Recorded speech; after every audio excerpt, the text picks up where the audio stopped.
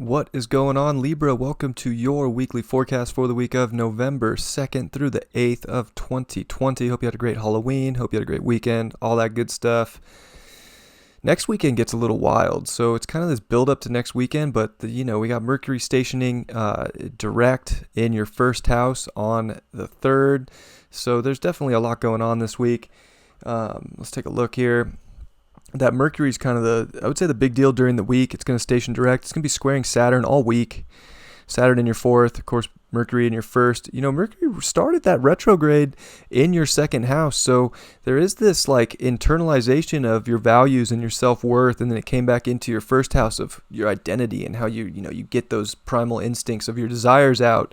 And I think that now it's a time to bring all that to mind and to express what you want to express within yourself and to express your values in a big way. And I think you have to do that from a place of responsibility of, expressing that emotion and not restricting yourself from emotion and being true to yourself and expressing in that manner. And that can be a big help this week. Venus is in your 1st house also. So I think that, you definitely are getting that beautiful aesthetic that you want. And, you're trying to, you see the beauty of yourself right now. It's a good time. And you need to own that and really thrive in that and feel good and comfortable so that you can express, with that Mercury direct in that manner. Venus is going to be opposing the midpoint of Chiron and Mars retrograde in your 7th house. So definitely relationships and other people are big right now, but you need to be able to see the beauty in them as well and not just try and overpower or, get your way too much. Venus by the end of the week is going to really be opposing that Mars. So there is this kind of push and pull of like seeing the beauty in yourself to see the beauty in others and to make sure that there's a balance in relationships and no one side's, getting the upper hand. That's not how relationships work. And that's, there's extremes with other people in general. And even if you're single, you have to be able to see, the balance and the harmony within yourself to see that in other people. So there's that. We do have the sun in Scorpio, of course, in your 2nd house. So again, there's a lot about your values right now in that relationship with yourself. The moon is going to be in your 9th house with the North Node here, and it's going to square Neptune in your 6th.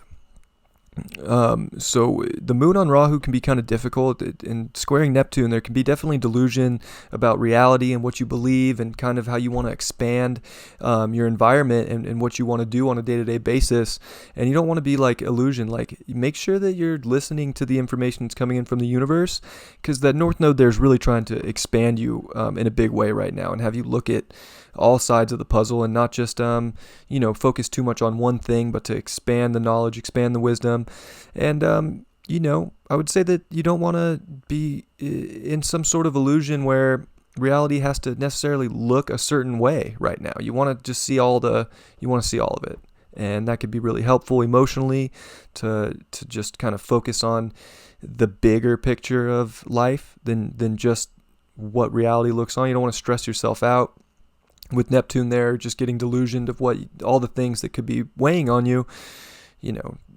Let go of that and see the bigger picture and not overanalyze what it should look like. And then that moon's going to come into your 10th house. It's going to oppose all that Capricorn energy in your 4th house. So there's definitely this emotional want this week to, there we go. Sun opposed Uranus. Mercury is still retrograde as I'm filming this. Who knows what could happen. So in a sense, this is you wanting to really emotionally reach your goals and make sure that they're, happening. But you got to do that from a place of, your inner wants and your inner needs and your inner security. And that'll make all the difference in the world. That moon's also going to square Mars retrograde. So there's definitely days where, relationships are going to come up and you might have to emotionally let some things out there. Make sure that your desires are, coming from a place of what you want to create and build the future on, and make sure that there's structure and balance in that area with other people or relationships. And then it gets real juicy when that moon moves in for the 3rd quarter square into Leo in your 11th house, because it's going to square that sun in your 2nd house. It's going to quincunx Jupiter. It's going to trine over to Mars. It's going to quincunx the Neptune in your 5th house, and then the sun is going to quincunx Mars. The sun's going to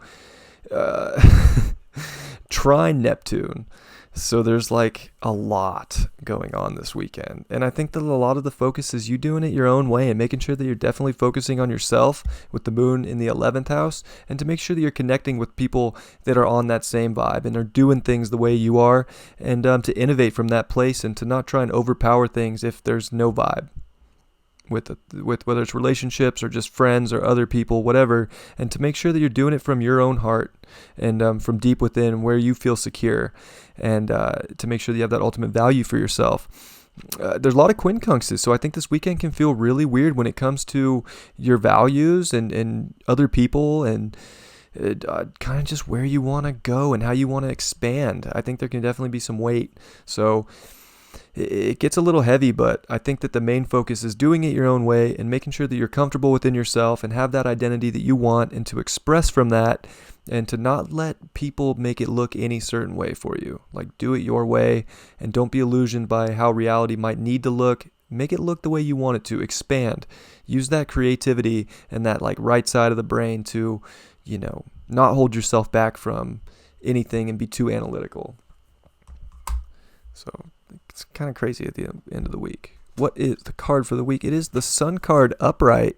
Yeah, that's exactly it. Just do what you would do if you were a kid. Have fun, be your true self, and not let anybody influence you. When you're a really young kid, like, you just don't know any better but to be in your truth and to be yourself. And it's natural. And I think that in a sense you need to come back to that and just do it your own way, and what's going to take you farther, and to kind of like let that inner kid out, to have fun, but to do it your own way, and to be comfortable and secure in that, and to let it shine,